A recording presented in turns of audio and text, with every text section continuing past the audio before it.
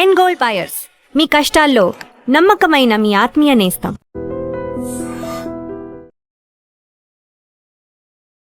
నమస్కారం, welcome to I dream. ధర్మ మార్గం విత్ విజిత కార్యక్రమానికి స్వాగతం.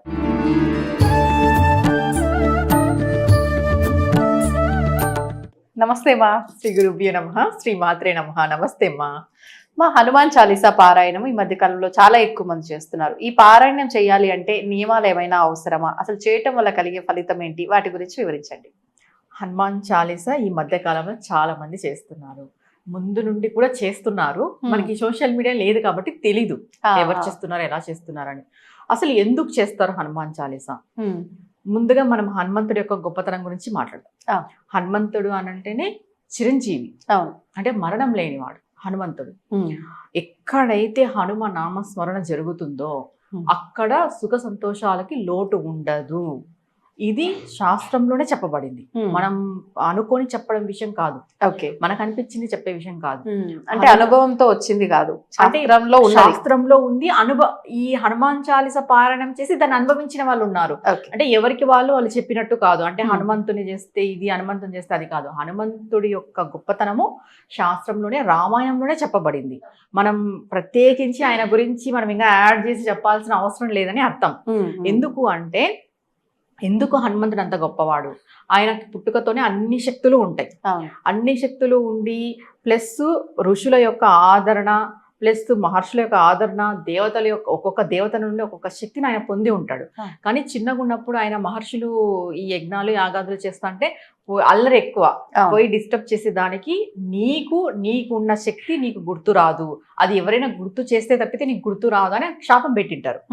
అందుకు ఆయన నార్మల్ గా పెరిగి ఎక్కడైతే రామాయణంలో హనుమ యొక్క ఎంట్రీ వస్తుందో అక్కడ నుండి రామాయణం ఒక పీక్స్కి వెళ్తుంది అనమాట. మనం రామాయణం చూస్తే ఎందుకంటావా, హనుమ యొక్క ప్రవేశం రానంత వరకు రాముడు కూడా నిస్సయ స్థితిలో ఉంటాడనమాట. ఏమి తోచని పరిస్థితిలో, అంటే నాకు సీతమ్మ జాడ దొరుకుతుందో దొరకదో అని, అసలు నేను సీతమ్మని కలుసుకోలేనేమో, అసలు చూడలేనేమో అనే ఆ స్థితిలో ఉన్న రాముడికి ఎప్పుడైతే హనుమంతుడు తోడవుతాడో, ఒక హోప్ అంటాం కదా, ఆ హోప్ హనుమంతుని వల్ల వస్తుంది.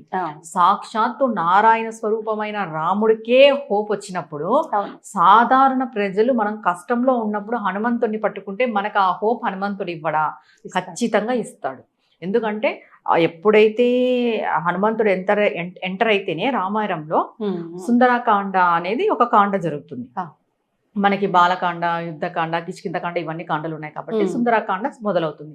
సుందరకాండ అంటేనే సుందరము, హనుమంతుడు అంటేనే సుందరం. అక్కడ అంతా సంతోషమే ఉంటుంది, అక్కడ అన్ని విజయాలే ఉంటాయి. అసలు హనుమంతుడిని ఎవరు ఎక్కువ ఆరాధించాలి అనే డౌట్ కూడా ఇక్కడ ఉంది. అమ్మాయిలు ఆరాధించినా చాలా మంచిదే, అబ్బాయిలు ఆరాధన చేస్తే ఇంకా మంచిది. ఎందుకంటే ఒక్క హనుమంతుని యొక్క ఆరాధన వల్ల మనకి కండ పుష్టి లభిస్తుంది, దేహ తేజస్సు లభిస్తుంది, బుద్ధి బాగా వికసిస్తుంది, మనోబలం కూడా కలుగుతుంది. హనుమంతునికి అంత గొప్ప లక్షణాలు ఉన్నాయి. ఆయన పట్టుకుంటే ఇది రాదు, ఇది కుదరదు, ఇది జరగదు అనేది లేదు. అంత గొప్ప వ్యక్తి హనుమంతుడు. మనం చాలా మంది సెలబ్రిటీస్ కూడా చూస్తుంటాం హనుమాన్ మాల ధరించడం, హనుమాన్ యొక్క ఆరాధన చేయడము. నువ్వు ఆయన్ని పట్టుకున్నావు అంటే నీకు జరగదంటూ ఏమీ లేదు. నువ్వు న్యాయంగా పట్టుకున్నావా లేదా అనే విషయం డిపెండ్స్ ఆన్ యూ. అంతే, నువ్వు కరెక్ట్ గా న్యాయంగా ధర్మబద్ధంగా ఉండి నువ్వు హనుమాన్ని పట్టుకున్నావు, ఆయన నీకు ఆ కార్యం ఖచ్చితంగా నెరవేర్చేలాగా చేస్తాడు. కార్యసిద్ధి హనుమంతుడు, కార్యాన్ని నెరవేర్చేవాడు హనుమంతుడు. అసలు ఎలా చెయ్యాలి ఈ హనుమాన్ చాలీసా పారాయణం? దీంట్లో దీక్షలు 2 రకాలు ఉంటాయి. 40 రోజుల హనుమాన్ దీక్ష ఒకటి ఉంటుంది, 11 రోజుల హనుమాన్ దీక్ష ఒకటి ఉంటుంది. ఈ 40 రోజుల దీక్ష చేస్తామనే వాళ్ళు ఆల్మోస్ట్ అబ్బాయిలందరూ 40 రోజులే చెయ్యండి, కుదురుతుంది కాబట్టి. ఎవరు 11 రోజులకి రావద్దు, చేసే వాళ్ళు ఇంట్రెస్ట్ ఉన్న వాళ్ళు. ఈ 40 రోజులు కూడా ప్రతిరోజు 11 సార్లు హనుమాన్ చాలీసా పారాయణం చేయాలి. 11 సార్లు పారాయణం చేయాలి. ఆడపిల్లలకి 40 days కుదరదు కాబట్టి 11 days ప్రతిరోజు 11 times పారాయణం చేయండి. ఖచ్చితంగా 11 times 21 టైమ్స్ 108 టైమ్స్ ఇది సంఖ్య. ఓకే. హనుమాన్ చాలీసా అంటే పారాయణం మనం చేసే సంఖ్య. సంకల్పం చెప్పుకోవాలమా ముందే ఎన్నిసార్లు చేస్తున్నాము ఏంటి అనేది? సంకల్పం చెప్పుకోవాలి. ఇది మంగళవారం కానీ శనివారం కానీ ప్రారంభం చేయాలి. ఓకే. స్వామికి సంకల్పం చెప్పుకొని, స్వామి మేము 11 రోజులు 11 సార్లు చదువుతాము, లేదా 40 రోజులు 11 సార్లు చదువుతాము. ఇలా ఈ విధంగా స్వామితో మనం సంకల్పం చెప్పుకున్న తర్వాత మొదలు పెట్టుకోవాలి. దీక్షగా చేసే వాళ్ళు ఖచ్చితంగా బ్రహ్మచర్యం పాటించాలి, మాంసాహారం తినకూడదు, నియమనిష్టలు ఉంటాయి. ఖచ్చితంగా నియమనిష్టలతో హనుమాన్ చాలీసా పారాయణం చేయాలి. ఇప్పుడు పెళ్ళయిందమ్మా మాకు ఆడవాళ్ళు, మేము ఇట్లా బ్రహ్మచర్యం పాటించలేము అనేవాళ్ళు, అది మీ యొక్క అనుకూలత, మీ ఇంట్లో ఒక అనుకూలత దాన్ని బట్టి. కానీ పెళ్లి కాని అబ్బాయిలు కానీ పెళ్ళైన అబ్బాయిలు కానీ 40 డేస్ దీక్షగా చేస్తే వచ్చే ఫలితమే వేరు. 40 రోజులు హనుమాన్ని పట్టుకున్న తర్వాత ఆయన ఇచ్చే శక్తి అంతా ఇంత కాదు, అది చేసిన వాళ్ళు ఎక్స్పీరియన్స్ చేస్తారు. ఓకే. ఎందుకంటే హనుమంతుడు ఇవ్వలేదంటూ ఏదీ లేదు కాబట్టి. ఇంకా నాన్ వెజ్ కూడా అవాయిడ్ చేయాలి ఖచ్చితంగా దీక్షగా చేసి. ఎన్ని రోజులు చేసినా అన్ని రోజులు చేస్తున్నారా? ఇంట్లో వండటం కూడా అవాయిడ్ చేయాలా? పూర్తిగా అవాయిడ్ చేస్తే చాలా మంచిది. ఇంకా అలా కుదరని పక్షంలో ఇంకా మీరు దేవుళ్ళకి దూరం చేస్తారు అది ఇది అనేది కూడా మనకు చెప్తారు. కాబట్టి మీరు మాత్రం ఉంటే చాలా మంచిది. చేసే వాళ్ళు ఖచ్చితంగా ఉండాలి. ఒకవేళ మీకు ఇంట్లో కుదిరితే పూర్తిగా అవాయిడ్ చేస్తే ఇంకా మంచిది. ఒక్కటి, మనం హనుమాన్ చాలీసా దేనికోసం చేస్తున్నాం? జాబ్, పిల్లలు, పెళ్లి, తర్వాత ఉన్నత ఉద్యోగం, ఆరోగ్యం, ఏ దానికైనా కూడా 40 డేస్ ఆర్ 11 డేస్ సంకల్పం ఉంటుంది. ఏదైనా కూడా ధర్మబద్ధమైన కోరిక ఆయన ఖచ్చితంగా నెరవేరుస్తాడు. ఇంకొక విషయం ఏంటంటే, మీరు ప్రేమ, భక్తి, శ్రద్ధలతో చేస్తే ఆయన వానర రూపంలో వచ్చి ఖచ్చితంగా దర్శనమిస్తాడు. ఓకే. ఖచ్చితంగా మనం హనుమంతుని యొక్క ప్రెజెన్స్ ని చూడవచ్చు. ఎలా చూడవచ్చు అంటే, ఒక వానర రూపం అనే కాదు, మనం ఎక్కడైనా దిక్కుతోచని పరిస్థితిలో ఉన్నప్పుడు, మనకి భయం వేసినప్పుడు కూడా జస్ట్ మనం అక్కడ మట్టిలో హనుమాని రాసి మనస్ఫూర్తిగా తలుచుకున్నా కూడా గాలి రూపంలో ఆయన ఉన్నాడు అని మనకు తెలుస్తుంది. చల్లని గాలి తగలడం. ఇక్కడ ఏంటంటే మన మనస్సు ప్రధానం, మన నమ్మకం ప్రధానం, మన భక్తి ప్రధానం. ఏదైనా మనం నమ్మకంతో మనసు పెట్టి భక్తితో చేస్తే భగవంతుడు ఉన్నాడు అనే విషయం మనకు తెలుస్తుంది. అలానే ఆయన వచ్చి మనతో డైరెక్ట్ గా ఏం మాట్లాడు, ఇది కూడా మనం గుర్తుపెట్టుకోవాలి. మాట్లాడుతున్నాడని చాలా మంది చెప్తున్నారు కదా. చెప్తారు. ఆయన వచ్చి డైరెక్ట్ గా మనతో ఏం మాట్లాడి, నువ్వు ఎలా ఉన్నావు, నువ్వు నా కోసం 11 సార్లు చదివినావా, నేను విన్నాను 11 సార్లు చదివిండేది, అలా ఏం చెప్పాడు. అలా ఏం చెప్పాడు. మనకి ఉన్నాడు అనేది ఆయన శక్తి, ఒక ప్రెజెన్స్ మనకు తెలుస్తుంది. వానర రూపంలో ఆయన దర్శనం ఇస్తాడు. ఏ వానరము వచ్చి మాట్లాడేది నేనైతే ఇంతవరకు అయితే చూడలేదు. మళ్ళీ మాట్లాడింటే వాళ్ళు నిజంగా చాలా గొప్ప వాళ్ళనే చెప్పుకోవాలి. అంతే. వానర రూపంలో మనకి ఆయన దర్శనం ఇస్తాడు. భగవంతుడు ఉన్నాడు అనంటే మనకి డైరెక్ట్ గా అంటాం కదా, విష్ణుమూర్తి ఏమి శంకు చక్కెర గదా హస్తాలు వేసుకొని మన ముందుకి రాడు అనేది. మానవ రూపంలోనే భగవంతుడు ఉంటాడు. తర్వాత ఈ పంచభూతాలలో మొత్తం ఆయన దాగి ఉంటాడు. ఒక గాలి రూపంలో, ఒక భూమి రూపంలో, ఒక ఆకాశం రూపంలో, ఒక వర్షం రూపంలో. ప్రకృతి అంతా భగవంతుడే. మనం ఆ ప్రెజెన్స్ ని చూడాలి, లేదా కళ రూపంలో ఆయన దర్శనం ఇస్తాడు. అంతేగాని డైరెక్ట్ గా గద పట్టుకొని అయితే ఆంజనేయ స్వామి మన ముందుకు వచ్చి నిలబడ్డు. ఆయన నిలబడితే మనం కూడా తట్టుకోలేము. అంత పరాక్రమ శక్తిమంతుడు ఆయన. ఇప్పుడు 11 రోజుల పాటు స్త్రీలే ఇంట్లో చేస్తున్నారు అనుకోండి, ముందుగా అంటే హనుమంతుడి విగ్రహం ఏమైనా పెట్టుకొని అభిషేకాలు అలాంటివి చేయటము ఇలాంటిది ఏమైనా ఉంటుందా? లేదు అంటే నార్మల్ గా నిత్య దీపారాధన చేసుకొని మనం ఈ హనుమాన్ చాలీసా 11 సార్లు పారాయణమా అనేది చేసుకుంటే సరిపోతుందా? ఏ రకంగా చేయొచ్చు? ఇక్కడ హడావిడి అనేది పక్కన పెట్టేస్తే, మనం సాఫ్ట్గా ఇంట్లో హనుమాన్ ఫోటో ఉన్నా కూడా చేసుకోవచ్చు. ఫోటో లేకపోయినా కూడా, నేనేం చెప్పాను, ఎక్కడ ఏమీ లేకపోయినా నేలపైన రాసి హనుమాన్ ఒక దండం పెట్టుకుంటే ఆయన ప్రెజెన్స్ మనకు తెలుస్తుంది అని చెప్తున్నాను. దాన్ని బట్టి ఏంటి, ఫోటో ఉన్నా లేకపోయినా, విగ్రహం ఉన్నా లేకపోయినా, ఇక్కడ ఆర్భాటం హంగులు అవసరం లేదు. మీరు దీక్ష కోసం చేస్తున్నారు, మీ కామ్యం కోసం చేస్తున్నారు, భగవంతుని యొక్క అనుగ్రహం కోసం చేస్తున్నారు. కాబట్టి 11 రోజులు 11 సార్లు ఏ ఆర్భాటం లేకోకున్నట్టు వాళ్ళు చేసుకోవచ్చు. ఆలయానికి వెళ్ళాలంటారా ఈ చేస్తున్న? మీకు ఆలయం దగ్గరగా ఉంటే వెళ్ళండి. ఒకవేళ ఆలయాలు కొంతమందికి దగ్గరగా ఉండవు, మళ్ళీ ఇప్పుడు ఆలయానికి ఖచ్చితంగా వెళ్ళాలి అంటే మేము వెళ్ళలేమమ్మా, మేము వెళ్ళని పొజిషన్ ఉంటుంది, వెళ్ళే అంత మీకు ఉంటే అక్కడ అందుబాటు వెళ్ళండి. లేదు మీకు లేదు అవైలబిలిటీ, మేము వెళ్ళలేము అంటే ఇంట్లోనే మనస్ఫూర్తిగా స్వామిని మనసు పెట్టి శ్రద్ధతో చేయండి. ఖచ్చితంగా వాళ్ళ కోరికలు స్వామి తీరుస్తాడు. అంటే కోరికల కోసమే హనుమాన్ చాలీసా చేయాలనా అంటే, ఏ కోరిక కోరుకోకున్నట్టు హనుమాన్ దీక్ష మనం చేసినా కూడా ఆయన మనకి రక్షగా మన వెంట ఉండి కాపాడుతాడు. ఓకే. ఇప్పుడు మరి ఈ మధ్యకాలంలో ఈ దీక్షలు ఈ విధంగా కాకుండా హనుమాన్ చాలీసా పారాయణం ఇళ్లల్లో పారాయణం పెట్టించడం లాంటివి మనం చూస్తున్నాం. అంటే ఆ ఒక్క రోజు వరకే చేసుకోవడము, ఇన్ని సార్లు సంఖ్య ఇలా చేయటము అని చెప్పి కొంతమందిని పెట్టి ఇలా చేయించటం. ఇలా చేస్తున్నప్పుడు కూడా దీక్షలో ఉన్న వాళ్ళు వస్త్రాలు ధరించినట్టు ఈ సింధూరపు రంగు వస్త్రాలు ధరించటము ఈ విధానం అంతా కూడా ఒకసారి దీని గురించి కూడా వివరణ ఇవ్వండి. ఇప్పుడు ఇళ్లల్లో హనుమాన్ చాలీసా పారాయణము, ఇప్పుడు భగవద్గీత పారాయణము, లలిత సహస్రనామాల పారాయణం అన్ని వచ్చేస్తాయి. అందరూ సామూహికంగా వచ్చి ఇప్పుడు వాళ్ళు సపరేట్ బ్యాచ్ కూడా ఉంటున్నారు అనమాట. ఇట్లా మేము వచ్చి చేస్తాము అనేది చాలా మంచి విషయం. ఇంట్లో పారాయణం చేపించుకోవడం అనేది అయితే చాలా మంచి విషయం. వచ్చిన వాళ్ళకు కూడా మనము భోజనాలు అన్ని మనం సమకూర్చి వాళ్ళకి ఆతిథ్యం అంతా మంచిగా చేసి పంపిస్తాము. ఇక్కడ మీరు అన్నట్టు వస్త్రధారణ అనేది స్వామికి ఆరెంజ్ కలర్ అంటే ఇష్టం కాబట్టి, సింధూరం కలర్ ఆరెంజ్ కలర్ కాబట్టి ఆరెంజ్ కలర్ ధరిస్తారు. ఖచ్చితంగా ధరించాలనా అంటే ధరించాలని అయితే లేదు. మామూలుగా ఆరెంజ్ కలర్ వస్త్రం ఎవరు ధరిస్తారు? సన్యాసులు ధరిస్తారు. అంటే బ్రహ్మచర్యంగా ఉండే వాళ్ళు ఎక్కువ ధరిస్తారు. అంటే గృహస్థులు ధరించకూడదా అని అంటే ధరించకూడదు అని ఏం కాదు. కంప్లీట్ గా పూర్తి ఏ డిజైన్ లేకోకున్నట్టు ప్లెయిన్ ఆరెంజ్ ధరించకూడదు. ఓకే, ఇక్కడ అది నియమం. మీరు ఆరెంజ్ కలర్ వస్త్రం వేసుకోవచ్చు, ఆ రోజు వేసుకోవద్దని చెప్పలేదు. పూర్తిగా ప్లెయిన్ గా ఉండేది. మామూలుగా బ్రహ్మచర్యం పాటించే వాళ్ళు, బ్రహ్మచారులు, బ్రహ్మచారిణిలు, సన్యాసం తీసుకున్న వాళ్ళు ప్లెయిన్ ఆరెంజ్ ధరిస్తారు. ఇదొక్కటి మనం చూసుకోవాలి, మనం ఏం వేసుకుంటున్నామని. నువ్వు గృహస్థాశ్రమంలో ఉంటూ ఒక భార్యగా, ఒక అక్కగా, ఒక చెల్లిగా ఉంటూ ప్లెయిన్ అనేది వేసుకోవడం అంత కరెక్ట్ కాదు. ఇంకా దీంట్లో బట్టల నియమం అంటే ఆరెంజ్ కలర్ అనేది చాలా మంచిది, వేసుకోవద్దని అయితే ఎవరు చెప్పరు. ఆ రోజు వేసుకొని 11 సార్లు పారాయణం పెట్టుకోవచ్చు, 21 సార్లు పారాయణం పెట్టుకోవచ్చు, 108 సార్లు పారాయణం పెట్టుకోవచ్చు. అది వాళ్ళ ఓపిక. అంటే వచ్చింటారు కదా, ఆ బ్యాచ్ అంతా వస్తారు కదా పారాయణం చేయడానికి, ఆ బృందం అంతా వాళ్ళ ఓపిక. వీళ్ళు ఎన్నిసార్లు మాట్లాడుకుంటారో అన్నిసార్లు ఇలా ఒక రోజు చేపించుకోవడం అనేది చాలా మంచిది.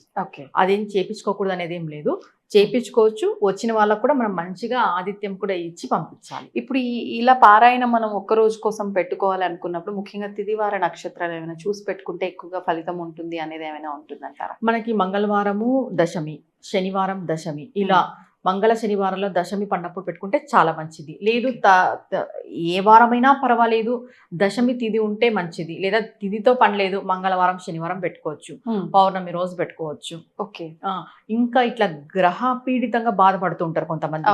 అంటే వాళ్ళకి ఏం జరిగిందో వాళ్ళకే తెలియదు. ఊరికి అనవసరమైన జబ్బులు, ఆరోగ్యరీత్యా చాలా ఇబ్బంది పడుతుంటారు, మానసిక వేదన, ఇలా ఇబ్బంది పడే వాళ్ళు ఉంటారు. వాళ్ళు ఏం చేస్తారంటే అమావాస్య రోజు పెట్టుకుంటారు. అమావాస్య రోజు కూడా సాయంత్రం పూట పెట్టుకోవాలి, ఉదయం పూట కాదు.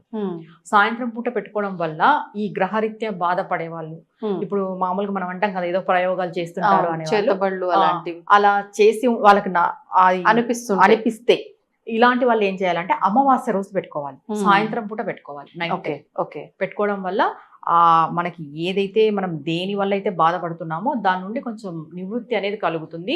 ఈ ఒక్కరోజు పారాయణం వల్ల కలిగే దానికంటే మనం 11 రోజులు 40 రోజులు దీక్షగా చేసేదానికి ఎక్కువ ఫలితం ఉంటుంది.